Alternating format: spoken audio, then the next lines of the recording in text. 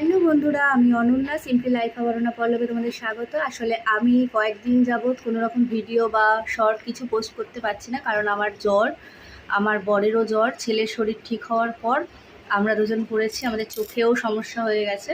তো যাই হোক, আমি কোনো রকম ভিডিও পোস্ট করতে পারছি না, তাই ভাবলাম আজকে দিনের একটু মেনুটা তোমাদের সাথে অন্তত শেয়ার করি। ভিডিও কিছু তো ইউটিউবটা চালু রাখি, সেই কারণেই তোমাদের কাছে আজকে একটু এলাম। চলো দেখে নাও আজকে দুপুরে কী কী রান্না করেছি।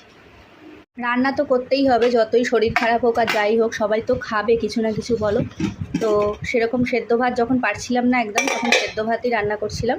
আর আজকে এই যে উচ্ছে আলু ভাতে দিয়েছি, কারণ জ্বরের মুখে উচ্ছেটা একটু তেতোটা ভালো খাওয়া। আর একটুখানি জ্যান্ত মাছ এনেছিলাম, তারই তেলটা একটু ভেজেছি, যে খাবে খাবে। এখানে আছে একটু চিচিঙ্গা ভাজা। চিচিঙ্গাটা 2-3 দিন আগে আনা ছিল, শরীর খারাপের জন্য একদমই করে উঠতে পারছিলাম না। আর এখানে আছে হচ্ছে পুকুর মাছ ভাজা, দেখো ভেঙে খেয়েও নিয়েছে।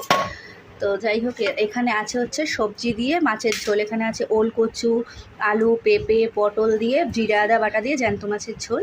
আজকে দুপুরে এটাই করেছি। রাতে জানি না কি করব, কীরকম শরীর থাকে।